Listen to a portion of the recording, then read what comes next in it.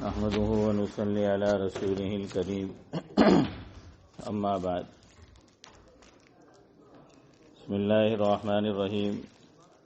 حضور اکرم صلی اللہ علیہ وسلم کا ارشاد ہے کہ جب حاجی لبیک کہتا ہے تو اس کے ساتھ اس کے دائیں اور بائیں جو پتھر، درخت، ڈھیلے وغیرہ ہوتے ہیں وہ بھی لبیک کہتے ہیں، اور اسی طرح سلسلہ زمین کے منتہا تک یہ سلسلہ چلتا ہے۔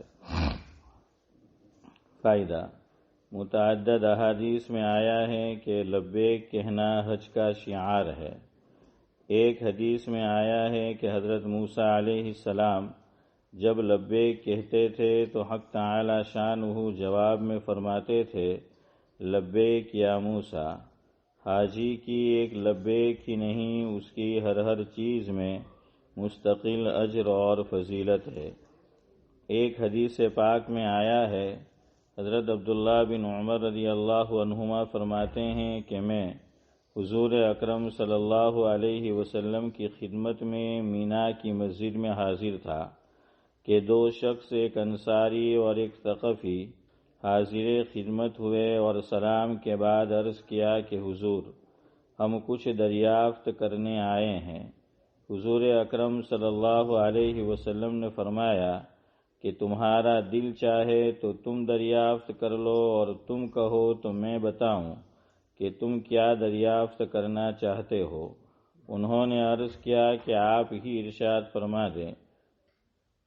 حضور اکرم صلی اللہ علیہ وسلم نے فرمایا کہ تم حج کے متعلق دریافت کرنے آئے ہو کہ حج کے ارادے سے گھر سے نکلنے کا کیا ثواب ہے، اور طواف کے بعد 2 رکعت پڑھنے کا کیا فائدہ، اور صفا مروہ کے درمیان دوڑنے کا کیا ثواب ہے، اور عرفات پر ٹھہرنے اور شیطانوں کے کنکریاں مارنے کا، اور قربانی کرنے کا، اور طواف زیارت کرنے کا کیا ثواب ہے۔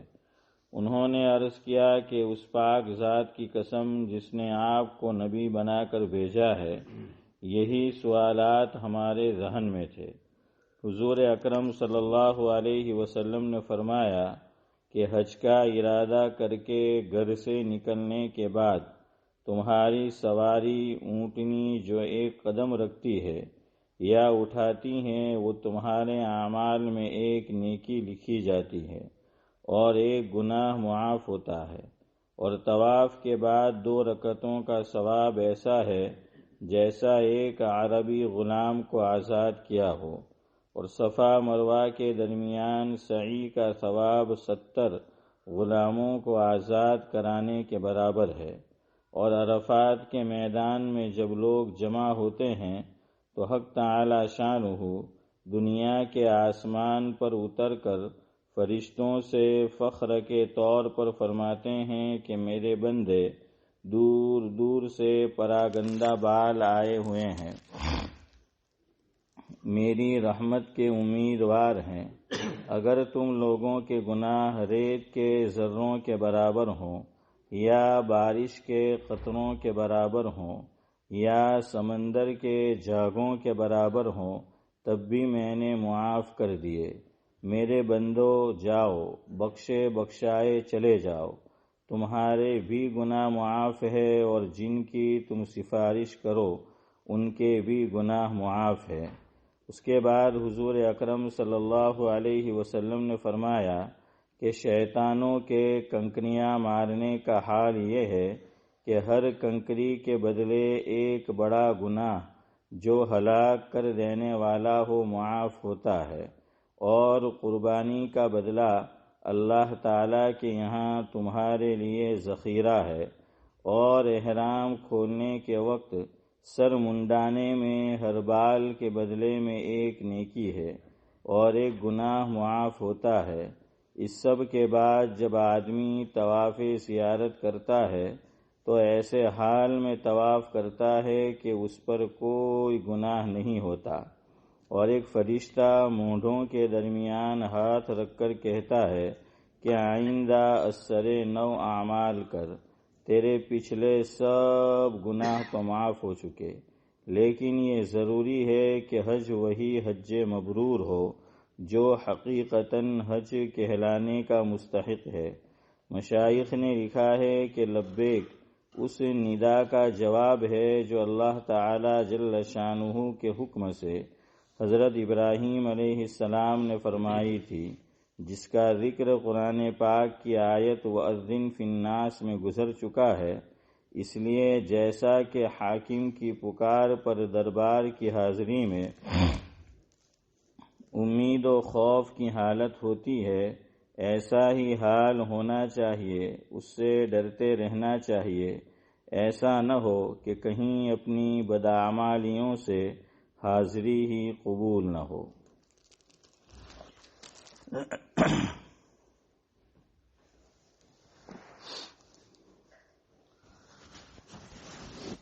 اوپر پروگرام چل رہا ہے تو اس وجہ سے مائک جو ہے ہٹا لیا گیا ہے۔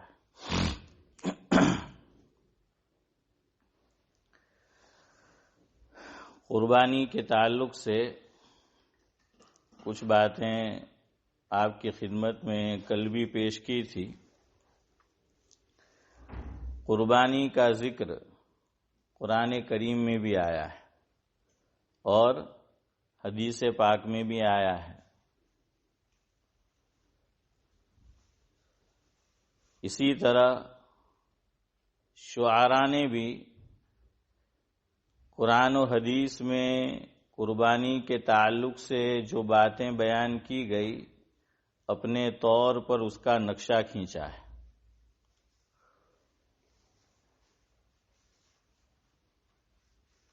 شاعری میں ہوتی ایک یہ بھی خوبی ہے، شاعری میں ہوتی ایک یہ بھی خوبی ہے کہ اس سے آ جاتی بات سمجھ بخوبی ہے۔ یعنی بھائی کہ اس سے آ جاتی بات سمجھ بخوبی ہے۔ ہاں واقعتاً اگر شاعر نے اچھے پیرائے میں شعر کہے ہو اور لڑی میں پروئے ہو تو اشعار میں بھی بات کو یعنی منظوم بیان کیا جا سکتا ہے۔ تو قربانی کے تعلق سے بھی یہی کام انجام دیا ہے۔ سن عیسوی 1900 میں پیدا ہوئے تھے جالندھر میں ایک صاحب ابو الاثر عبد الحفیظ جالندھری، جن کا انتقال 1982 میں پاکستان میں ہوا ہے۔ 1952 میں پاکستان کی حکومت نے یہ فیصلہ کیا کہ ایک قومی ترانہ ہونا چاہیے۔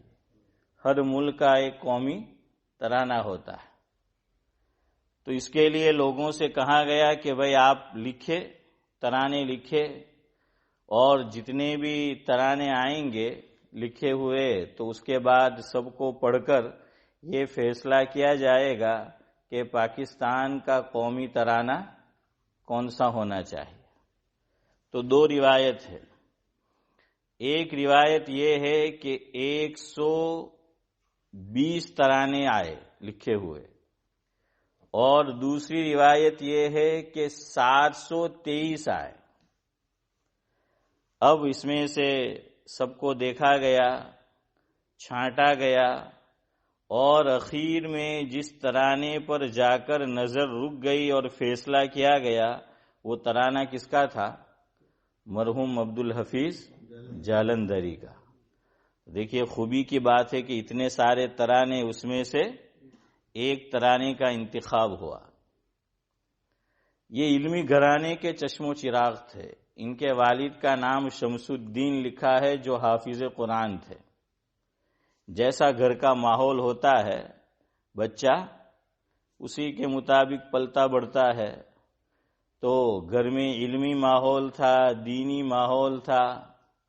تو وہ خود کہتے ہیں اپنے بارے میں کہ جب میں 4تھی جماعت میں تھا تو اسی وقت سے مجھے شعر کہنے کا شوق پیدا ہوا، اور اللہ تبارک و تعالی نے میرے قلم سے سب سے پہلا جو شعر لکھوایا وہ یہ تھا۔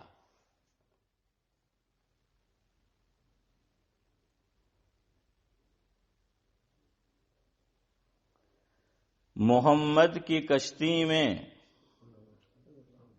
جو ہوں گا سوار ہے، کیا لکھا انہوں نے؟ چوتھی جماعت میں تھے اور پہلا شعر ہے کہ محمد یعنی آپ صلی اللہ علیہ وسلم، محمد کی کشتی میں جو ہوں گا سوار تو لگ جائے گا میرا بھی بیڑا پار۔ چودھری صاحب کتنی اچھی بات کہی ہے۔ چوتھی جماعت میں ہے لڑکا، اور شعر آپ دیکھیے کہ آخرت کی فکر ہے کہ میری بھی آخرت بن جائے، تو یہ لکھا کہ محمد کی کشتی میں جو ہوں گا سوار تو ہو جائے گا میرا بھی بیڑا پار۔ یقیناً اللہ نے ان کا بیڑا پار کر دیا ہوگا انشاءاللہ۔ تو انہوں نے بڑی خدمت کی، 4 جلدوں میں ان کی ایک کتاب ہے جو پڑھنے لائق ہے اگر آپ کو مل جائے۔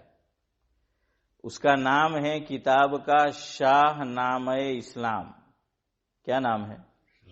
شاہ نامہ اسلام۔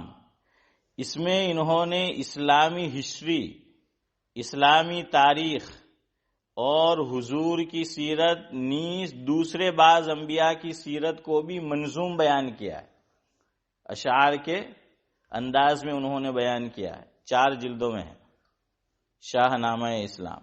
الحمدللہ میرے پاس بھی ہے۔ تو اس میں انہوں نے قربانی کا واقعہ بڑے اچھے انداز میں منظوم بیان کیا ہے۔ ایک صاحب نے ان کی جو یہ خدمات رہی اس کے تعلق سے ایک شعر لکھا کہ شعر و ادب کی خدمت میں، شعر و ادب کی خدمت میں حفیظ کا جو حصہ ہے، یعنی عبدالحفیظ جالندھری کا، کہ شعر و ادب کی خدمت میں حفیظ کا جو حصہ ہے 2-4 برس کی بات نہیں، نصف صدی کا قصہ ہے۔ عارف بھائی 2-4 برس کی بات نہیں، نصف صدی کا قصہ ہے، یعنی 50 برس سے زائد انہوں نے خدمت کی ہے شعر و ادب کی، کیونکہ بڑی عمر پائی، 82 ایئرز کی انہوں نے عمر پائی۔ اب آدمی بوڑھا ہوتا ہے تو سر کے بال کیا ہو جاتے ہیں نورانی بھائی؟ صفن صفا، وہ جو ہیں بالکل، ہمارے ایک صاحب کہتے تھے کہ آدمی بڑی عمر میں جا کے اجڑا چمن بن جاتا ہے۔ سر کا حصہ کیا ہو جاتا ہے چودھری صاحب؟ اجڑے چمن ہو جاتا ہے، یعنی چمن باغ وہ سب اجڑ جاتا ہے، چونکہ کچھ ہے ہی نہیں اب، تو آدمی اجڑے چمن ہو جاتا ہے بوڑھا ہوتا ہے۔ تو عبدالحفیظ جالندھری مرحوم نے بھی بڑی عمر پائی تھی، سر کے بال چلے گئے تھے۔ کسی صاحب نے پوچھا ان سے جن کی بے تکلفی تھی کہ عبدالحفیظ سر پہ کوئی بال نہیں رہے، کیسا محسوس ہوتا ہے؟ کہ گنجا ہو گیا ہے، سر پہ بال نہیں ہیں تو کیسا محسوس ہوتا ہے؟ تو عبدالحفیظ جالندھری مرحوم نے جواب میں فرمایا، پتہ ہی نہیں چلتا پیشانی ختم کہاں سے ہوئی اور سر شروع کہاں سے ہوا۔ کب پتہ نہیں چلتا؟ کہتے ہیں کہ جب میں وضو میں سر کا مسح کرتا ہوں، وضو میں سر کا مسح کرتا ہوں تو پتہ ہی نہیں چلتا کہ پیشانی ختم کہاں ہوئی اور سر کہاں سے شروع ہوا، چونکہ ادھر بھی جو ہے وہ بال نہیں، تو وہ پورا ایسا ہی لگتا ہے کہ گراؤنڈ کیا ہے، تو صاف ہے پورا کا پورا گراؤنڈ۔ تو کہنے لگے کہ بس اتنا ہو گیا کہ اب پتہ ہی نہیں چلتا۔ خیر، تو انہوں نے قربانی کا قصہ منظوم بیان کیا ہے، اس میں سے کچھ اشعار، پورے نہیں، کچھ میں آپ کی خدمت میں رکھتا ہوں۔ آج شروع کے 5 اشعار جس کا میں نے انتخاب کیا ہے اس میں سے آپ کو سناتا ہوں۔ آپ اگر اس کو سمجھیں گے تو آپ کو وہ قصہ ذہن میں آ جائے گا جو آپ نے سنا ہوا ہے کہ شاعر نے واقعی کمال کیا ہے۔ انہوں نے شروع یہاں سے کیا ہے لکھنا، فارسی کے لفظ بھی استعمال کیے۔ دیکھیے شاعری میں ایسا ہوتا ہے کہ اردو میں بھی شاعری ہے تو تمام لفظ اردو کے نہیں ہوتے، کوئی فارسی کا بھی آ جاتا ہے، کوئی اور زبان کا بھی جو ہے وہ آ جاتا ہے، گجراتی میں شاعری ہے اس میں بھی یہی حال ہے۔ تو انہوں نے پہلا ہی جو لفظ لکھا وہ اردو کا نہیں ہے، اور پاکستان کا جو قومی ترانہ انہوں نے لکھا ہے وہ بھی پورا کا پورا اردو میں نہیں ہے. اور پاکستان کی قومی زبان کون سی کہی جاتی ہے؟ اردو کہی جاتی ہے نا. پاکستان کی قومی زبان اردو کہی جاتی ہے، لیکن سارے الفاظ ان کے قومی ترانے میں اردو کے نہیں ہیں. تو یہاں بھی انہوں نے پہلا لفظ فارسی کا لکھا ہے. پدر بولا کہ بیٹا میں نے ایک خواب دیکھا ہے. پدر یعنی فادر، والد، باپ، باجی، ابا، جو بھی آپ بولے. پدر بولا کہ بیٹا میں نے ایک خواب دیکھا ہے، کتاب زندگی کا ایک نرالا باب دیکھا ہے. کتاب زندگی کا ایک نرالا باب دیکھا ہے. کیا دیکھا ہے؟ وہ آگے ہے. یہ دیکھا ہے کہ میں خود آپ تجھ کو ذبح کرتا ہوں. یہ دیکھا ہے کہ میں خود آپ تجھ کو ذبح کرتا ہوں، خدا کے حکم سے تیرے لہو ہاتھ میں بھرتا ہوں. آدمی ذبح کرتا ہے جانور کو بھی یا کسی کو تو لہو نکلتا ہے نا، تو ہاتھ پہ بھی جو ہے وہ چھینٹے لگتے ہیں، ہاتھ میں بھی خون آتا ہے. تو کہا کہ خدا کے حکم سے تیرے ہاتھ لہو میں بھرتا ہوں. بیٹے نے جب یہ بات سنی والد کی، تو ابھی اسی کا ترجمہ ہے جو سورہ صافات 23ویں پارے میں اللہ نے ارشاد فرمایا کہ فَلَمَّا بَلَغَ مَعَهُ السَّعْيَ قَالَ يَا بُنَيَّ إِنِّي أَرَىٰ فِي الْمَنَامِ أَنِّي أَذْبَحُكَ فَانظُرْ مَاذَا تَرَىٰ. یہ باپ کی بات ہے. اب بیٹا کہہ رہا ہے قَالَ يَا أَبَتِ افْعَلْ مَا تُؤْمَرُ سَتَجِدُنِي إِن شَاءَ اللَّهُ مِنَ الصَّابِرِينَ. تو اسی کا ترجمہ کیا ہے شاعر نے کہ سعادت مند بیٹا جھک گیا فرمان باری پر. سعادت مند بیٹا جھک گیا فرمان باری پر. کہ بیٹے کو کہہ رہے ہیں کہ میں تجھے ذبح کر رہا ہوں، تو بیٹا دیکھیے کتنا سعادت مند کہ جھک گیا. اور آج میری اور آپ کی اولاد سٹنگ روم میں بیٹھے، اس کو کہو کہ ایک گلاس پانی لے کے آ، کم وقت وہ بھی لے کے نہیں آتی ہے. کم وقت جو ہیں وہ بھی نہیں لے کے آتی. ہمارے ایک بزرگ ہے پاکستان میں، حضرت مولانا مفتی عبد الرؤف صاحب سکھروی دامت برکاتہم العالیہ. ان کا ملفوظ ہے کہ آج کی بعض اولاد باپ کو پاپ سے کم نہیں سمجھتی. سمجھ آیا چودھری صاحب؟ آپ کی تسبیح گر گئی ہے. سمجھ آیا؟ ایک ہی وزن ہے باپ اور پاپ. پاپ یعنی گناہ. تو فرمایا کہ آج کی بعض اولاد باپ کو پاپ سے کم نہیں سمجھتی. لیکن ایک یہ بھی بیٹا ہے کہ جس نے کہا کہ والد گرامی، والد مکرم، جو حکم آپ کو اللہ نے دیا ہے وہ کر گزریے.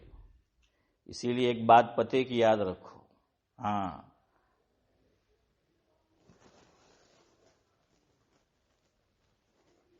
صاحب معارف القرآن، سابق مفتی اعظم پاکستان حضرت مولانا مفتی محمد شفیع صاحب رحمت اللہ علیہ نے ایک جگہ لکھا ہے کہ آج کی جو ہماری اولاد ہے، حضرت تو آج سے کچھ سال پہلے لکھ کے گئے، اب آج تو زمانہ اور بھی گراوٹ کا شکار ہے. فرمایا ہماری جو آج کی اولاد ہے اس کو کسی چیز کرنے کو یا منع کرنے کو، لانے کو کہو تو حکمن نہ کہو، درخواست کے لہجے میں کہو. میں پھر جملہ دہراتا ہوں، آپ کو سمجھنے کا ہے، مجھ کو بھی سمجھنے کا ہے. بڑی پتے کی بات کہی ہے. فرمایا کہ ہماری آج کی جو نسل ہے، ہماری اپنی اولاد، اپنا خون ہے، اسے بھی ماں باپ کوئی کام کرنے کو نہ کرنے کو، کوئی چیز لانے کو کہے تو حکم کا انداز نہ ہو، درخواست کا انداز ہو۔ کیوں؟ فرمایا کہ حکمن ماں باپ نے کوئی بات اولاد کو کہی، چاہے وہ لڑکا ہے یا لڑکی ہے، لیکن اس نے لبیک نہیں کہا ماں باپ کی ندا پر، آواز پر، حکم پر، تو یہ اولاد گنہگار ہوگی، فوراً گنہگار ہو جائے گی، وہ گنہگار ہے۔ اور اگر ماں باپ نے حکم نہیں کیا ہے بلکہ درخواست پیش کی ہے، درخواست کے لہجے میں بات کہی ہے، تو اگر کرے گا تو ثواب تو دونوں صورتوں میں، حکم کیا اور بجا لایا تب بھی ثواب ہے، درخواست کے انداز میں بات رکھی بجا لایا تب بھی ثواب ہے، لیکن وہ گنہگار نہیں ہوگا۔ کون سی صورت میں؟ کہ ماں باپ نے حکم کے انداز میں بات نہیں کہی، درخواست کے انداز میں بات رکھی ہے، اب اولاد اللہ نہ کرے نہ کرے نہ کرے، اس کو بجا نہیں لاتی، اس کے مطابق نہیں کرتی، تو وہ گنہگار نہیں ہوگی۔ سمجھ آیا؟ دونوں میں فرق سمجھ آیا؟ ہاں، تو وہ جو ہیں گنہگار نہیں ہوگی۔ اور ہمارے ایک بزرگ نے اللہ تعالی سے دعا کی کہ اے اللہ تو مجھے صحت اور تندرستی کے ساتھ رکھنا جتنی بھی زندگی دی ہے، لیکن اگر میری قسمت میں بڑھاپا ہے، بیماریاں ہیں، اور میں اولاد کا دستے نگر ہو جاؤں، اگر اولاد میری فرما بردار ہو تبھی مجھے بڑی عمر دینا، ورنہ تو اپنے پاس بلا لینا۔ کیوں؟ ماں باپ تو ماں باپ ہوتے ہیں نا، اب بھی اولاد کی فکر ہے کہ وہ نافرمان ہے، تب بھی وہ ایک بچپن میں ایک قصہ آپ نے بھی سن رکھا ہوگا، میں نے بھی، پتہ نہیں حقیقت ہے یا بات سمجھانے کے لیے بطور مثال ہے، کہ ایک لڑکے کی لڑکی کے ساتھ آنکھ لگ گئی، عاشق ہو گیا، اور عاشق بھی سڑک چھاپ تھا، ہے بھائی عرش؟ ہاں، تو ہی نوجوان بیٹھا ہے خالی یہاں، تو جو ہے وہ تھا، تو لڑکی نے اور محبوبہ نے یہ شرط رکھی محبوب سے کہ گھر جا اور تیری ماں کا کلیجہ نکال کر لا، تو اپنی ماں کا کلیجہ نکال کر لائے گا اور رکھے گا میرے سامنے تو میں تجھ سے شادی کروں گا، تب میں مانوں گا کہ تو جو روح کا غلام ہے، یہ میرے الفاظ ہیں کہ ہاں کہ تو جو روح کا غلام ہے، اور واقعتاً ورنہ عشق میں یہی ہوتا ہے نا کہ آسمان سے کیا توڑ کے لاؤں گا، چاند تارے، درخت سے پھل نہیں ٹوٹتے۔ تو بہرحال اس نے کہا کہ تو اگر اس میں سچا ہے تو کیا کر، اپنی والدہ کا کلیجہ نکال کر لا۔ یہ کہانی ہمیں والد مرحوم نے کئی مرتبہ سنائی، میرے والد نے، آپ نے بھی سنی ہوگی۔ تو کم بخت گیا اور جانے کے بعد ماں کو مارا، اور مارنے کے بعد کلیجہ نکالا، کلیجہ کسی چیز میں تھیلے وغیرہ میں ڈال کر جا رہا تھا محبوبہ کے پاس، لے جا کر راستے میں ٹھوکر لگتی ہے تو وہ گر جاتا ہے، کلیجہ بھی ماں کا جو ہے وہ گرتا ہے زمین پر، تو آواز آتی ہے اس میں سے کہ بیٹا کہیں تجھے چوٹ تو نہ آئی، ہاں کہ بیٹا کہیں تجھے چوٹ تو نہیں آئی۔ تو یہ ہے ماں باپ، چاہے قصہ صحیح نہ ہو لیکن عبرت کی بات کہی ہے، صحیح بات کہی ہے، ماں باپ ایسے ہی ہوتے ہیں، ماں باپ ایسے ہی ہوتے ہیں، لڑکی اولاد چاہے جیسی بھی ہو لیکن وہ تو ماں کا کلیجے کا ٹکڑا ہوتا ہے۔ ہمارے حضرت مولانا ابرار احمد صاحب دھلوی رحمۃ اللہ علیہ فرماتے تھے کہ خوبصورت اولاد ہو تو وہ تو ماں کا لال ہوتا ہی ہے کہ خوبصورت ہے، لیکن اگر کسی ماں کی اولاد کالی کلوٹی ہے تو بھی وہ ماں کا لال نہیں بلکہ ماں کی نگاہ میں وہ لال ہوتا ہے۔ نہیں سمجھے آپ؟ ایک ہے لال، لام الف لال، خوبصورت ہوتا ہے تو چہرہ کیسا ہوتا ہے؟ આપણે ત્યાં ગુજરાતીમાં કે હાફિઝ સાહેબ કે લાલ લાલ ટમાટો જેવો ہے، لال لال ٹومیٹو کے جیسا جو ہے علی بھائی وہ اس کا چہرہ ہوتا ہے. تو فرمایا کہ کالا کلوٹا ہے اولاد لڑکا ہے یا لڑکی تو وہ تو پھر یہ نہیں ہوگا. تو فرمایا وہ لال نہیں، وہ اپنی ماں کے لیے لال ہے. لام عین لام، وہاں لام الف لام اور یہاں لام عین لال کہ ہیرا ہے. ہاں ہیرا، ہیرا ڈائمنڈ واقعتاً ہے.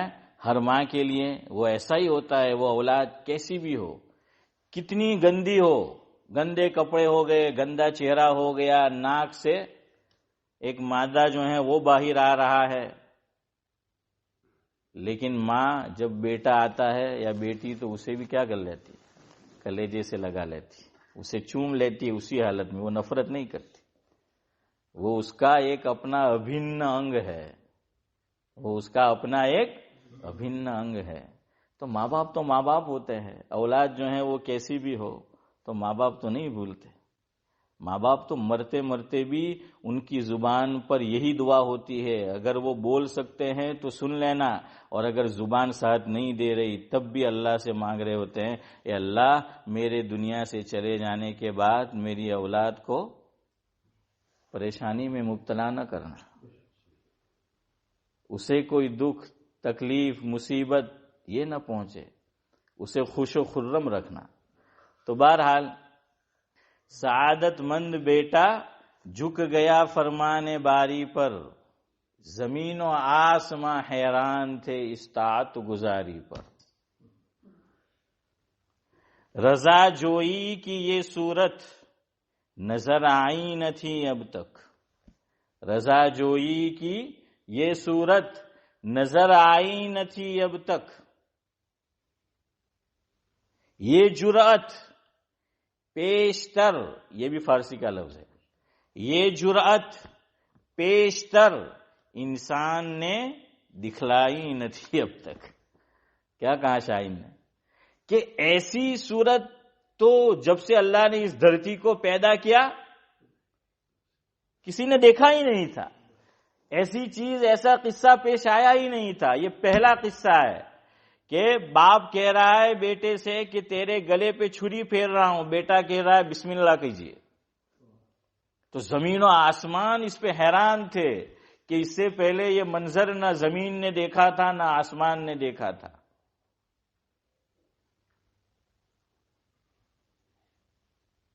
آخری شعر آج کی مجلس کا. عجب حساس تھے دونوں رضائے رب عزت پر. عجب حساس تھے. حساس یعنی بولتے ہیں نا ایک لفظ ملتا جلتا، جیسے ہم بولتے ہیں کہ یار کہیں چائے بھائی بناؤ نہیں، اور کوئی ادھر ادھر دے بولے واحد تباہی بکا کر. تو ایک لفظ زائد بھی بولتے ہیں نا. ہاں تو حساس بشاس، جزاک اللہ چودھری صاحب. تو یہی یعنی دونوں خوش تھے. ایک ہے حکم کو ماننا ناراض ہو کر، ایک حکم کو اس طرح بھی ماننا ہوتا ہے نا کہ آدمی خوش نہیں ہے بس مان رہا ہے کیا کرے، لیکن ایک ہے کہ خوشی خوشی جو ہے وہ مان لینا. ہاں میں اور آپ تو جانور کو قربان کریں گے تو وہ بھاگے گا، اور بچپن میں تو میں نے دیکھا ہے، آپ نے بھی دیکھا ہوگا کہ جانور کو کرتے تھے تو بعض تو لات مارتے تھے، ہے نا. ہم جب اس کو قربان کرتے تھے تو کیا کرتے تھے، اس کے ہاتھ پیر بھی باندھ دیتے تھے. پہلے سے پتا چل جاتا تھا کہ آج سالو طوفانی جانور سے نہ اپنا گھر میں آج بچہ طوفانی جانور ہے. تو بہرحال وہ لات مارتا ہے. لیکن نبی کی سیرت پڑھو صلی اللہ علیہ وسلم، کتابوں میں لکھی ہے بات کہ آپ صلی اللہ علیہ وسلم نے بھی کتنے جانور ذبح کیے. اسی لیے میں رک گیا، مجھے پتا تھا کہ جواب آئے گا، اب پتہ نہیں صحیح آئے گا کہ.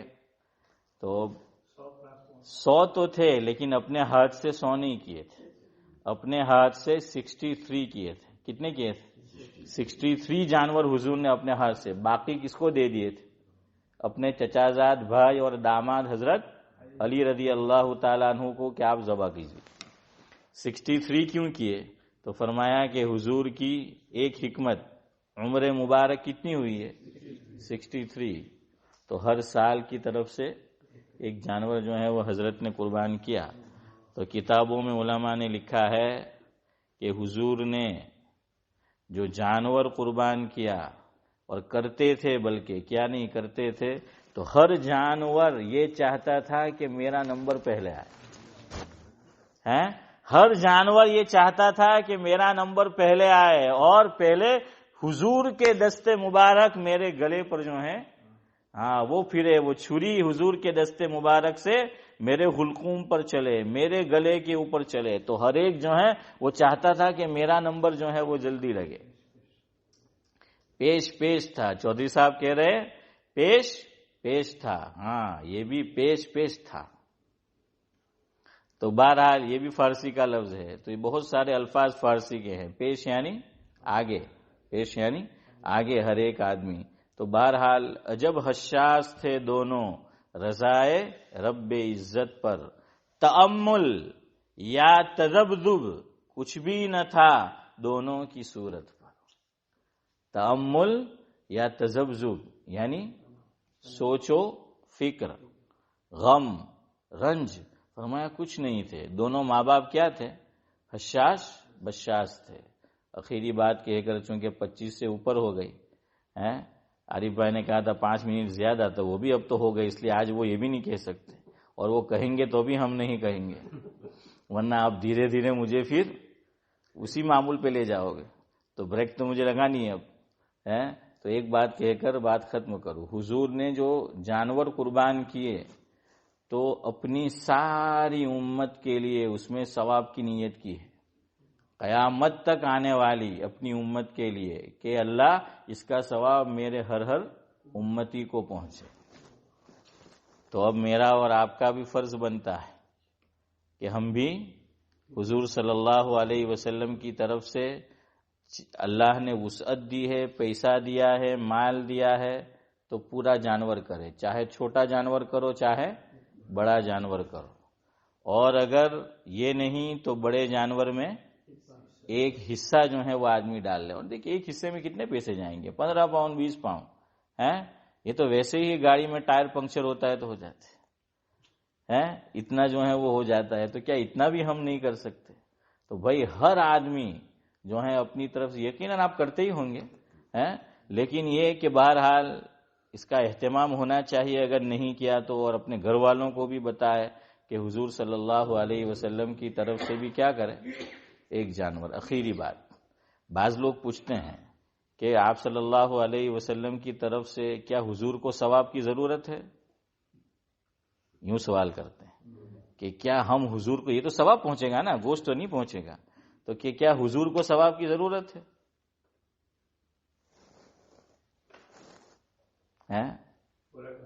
اب آج ہی مجھے یہ بات بتانے کی ضرورت ہے، چونکہ 30 ہو گئے ہیں، تو کیا آج ہی بتانے کی ضرورت ہے؟ چلے یار زندہ آج پورا کر دے. کل کون دیکھا؟ ویسے میں کل دکھوں گا بھی نہیں انشاءاللہ. میں جا رہا ہوں مانچسٹر کی طرف، بلیک برن بولٹن، لیکن میں تو آج ہی نکل جانے والا تھا ابھی فارغ ہو کے، لیکن کل نکاح پڑھانا ہے. تو میں نے فجر میں نے تو پلان بنا لیا تھا، فقیر بھائی مل گئے تو میں نے کہا کہ نکاح کافی، مجھے بعض لوگوں نے کہا کہ تم کو نکاح پڑھا، میں نے کہا کوئی نکاح بکاح تو نہیں ملے. جمعرات تھی لینے سنڈے ہوتی، تو میں تو یہ نیت تھی پوچھوں کہ فقیر بھائی نہ کہتے کہ نہیں مول صاحب کالے زور پچیچ میں نے کہ تمہارے پڑھاوانا. تو اب تو میرا تو پلان بن گیا تھا. تو میں نے گھر والی کو جا کر کہا کہ اب پلان چوپٹ ہے کہ اب کچھ دیر ویزا اور جو ہے لمبانی پڑے گی یہاں پر. تو خیر بہرحال تو کل تو ویسے بھی آپ نے کہا نہیں دکھیں گے، تو میں تو نہیں دکھوں گا. بہرحال اللہ تعالی ہم سب کو واپس جو ہے ملائے، تمام کی عمر میں برکت جو ہے وہ نصیب فرمائے. چلے سن لے جلدی جلدی. لوگ سوال کرتے ہیں کہ بھائی حضور کو ثواب کی کیا ضرورت ہے؟ تو میں پورا جواب نہیں دوں گا، ایک آدھا جواب دیتا ہوں، آدھا چھوڑ دوں گا، چونکہ پورا دینے میں پھر وقت لگے گا اور مجھے موریسن بھی جانا ہے، کچھ اپنے سن کے لیے لانا ہے. تو اذان کے بعد ہم کون سی دعا پڑھتے ہیں؟ اچھا ایک بات اور مجھے بتائیے آپ، اذان کے بعد فوراً کیا پڑھنا ہے؟ جزاک اللہ، ہاں یہ پڑھنا ہے، پہلے درود شریف ہے۔ بعض لوگ فوراً دعا پڑھ دیتے، حدیث میں آیا ہے کہ پہلے درود پڑھو، آقا نے فرمایا پہلے مجھ پہ درود پڑھو۔ اب پڑھو اللہم رب هذه الدعوۃ التامہ والصلاۃ القائمہ آت محمدا الوسیلۃ والفضیلہ وابعثہ مقاما محمودا الذی وعدتہ انک لا تخلف الميعاد۔ اور قرآن کریم میں ہے اقیم الصلاۃ لدلوک الشمس الی غسق اللیل وقرآن الفجر ان قرآن الفجر کان مشہودا ومن اللیل فتہجد بہ نافلۃ لک عسى ان یبعثک ربک مقاما محمودا۔ تو حضور نے فرمایا کہ ایک آدمی کو اللہ تبارک و تعالی دیں گے اس کی مخلوق میں سے مقام محمود، ایک ہی آدمی حقدار ہوگا، اور فرمایا کون ہوگا؟ اللہ تعالیٰ کی یہاں ایک خاص تعداد شاہ کیا کہتے ہیں ان کو، شیخ احمد سرہندی، انہوں نے لکھا ہے یہ کہ ایک خاص مقدار ہے، تو وہاں تک وہ پہنچے گا تو مقام محمود اس کو ملے گا کہ ہر نبی کو اس کی امت کیا کرے، پڑھتی رہے پڑھتی رہے پڑھتی رہے، وہ تعداد پوری ہو جائے۔ تو فرمایا کہ حضور کے زمانے میں وہ تعداد پوری نہیں ہوئی، اس لیے حضور نے یہ دعا ہمیں سکھائی کہ ہم اس کے لیے اللہ تعالیٰ سے حضور کے لیے کیا طلب کرتے ہیں؟ مقام محمود طلب کرتے ہیں۔ تو یہ ہم دعا کر رہے ہیں، یہ التجا ہم کر رہے ہیں، اور یہ ہماری دعا اور التجا وہاں لکھی جا رہی ہے، اور وہ تعداد آگے بڑھ رہی ہے بڑھ رہی ہے بڑھ رہی ہے بڑھ رہی ہے، اور انشاءاللہ حضور کے حق میں ہی پوری ہوگی اور حضور کو مقام محمود پر فائز کیا جائے گا۔ تو کیا حضور کو ضرورت پڑی کہ نہیں پڑی؟ بظاہر بولیے آپ، پڑی کہ نہیں پڑی؟ نہیں ہوتی تو ہمیں یہ کہا نہیں جاتا، دعا میں یہ لفظ نہیں سکھایا جاتا وہ بس مقام محمودا الذی وعدتہ۔ تو پتہ چلا کہ آپ صلی اللہ علیہ وسلم نے ہی یہ ہمیں سکھایا ہے، تو حضور کو بھی جو ہے وہ اللہ کے یہاں مقام قرب اس کی کوئی انتہا نہیں ہے۔ تو مانگتے رہو مانگتے رہو مانگتے رہو، اور اللہ کے نبی صلی اللہ علیہ وسلم کے لیے بھی ہم جو ہیں وہ مانگتے ہیں، اور بھی اس کی جو ہے وہ دلیل ہے حضرت علی کا عمل ہے، تو انشاءاللہ وہ آپ کو جو ہے وہ سنائیں گے۔ تو بہرحال ہمارے اہل السنت والجماعت کا عقیدہ یہی ہے کہ حضور کو بھی ثواب پہنچتا ہے اور پہنچانا چاہیے، اور دلیل میں ایک یہی بات کہ دعا آفٹر اذان والی جو ہے وہ رکھی کہ ہم حضور کے لیے مقام محمود جو ہے وہ طلب کرتے ہیں۔ اب بعض لوگ نہیں مانتے تو تم کیوں فکر کرتے ہو؟ نہ مانے اس کی مرضی ہے، خاموخواہ کیوں الجھتے ہو؟ وہ کہتے ہیں کہ میں نہیں مانتا، اس کو کہتے رہو کہ بھائی ٹھیک ہے وہ تو تیرا کام ہے، اس سے الجھنے کی کوئی ضرورت نہیں ہے۔ ایک ملفوظ یاد رکھو، خامخواہ جو ہے ادھر ادھر کی مت کیا کرو۔ ایک بات بڑی پتے کی حضرت تھانوی نے کہی ہے، اس کو اپنی زندگی کا حصہ بنا لو کہ اپنا مسلک چھوڑو مت اور دوسرے کے مسلک کو چھیڑو مت۔ اب آپ بھی مجھ سے نہ کہیے گا کہ مضمون آگے کا تو بھئی چھیڑو مت۔ سبحان اللہ و بحمدہ، سبحانک اللہم و بحمدک، نشہد ان لا الہ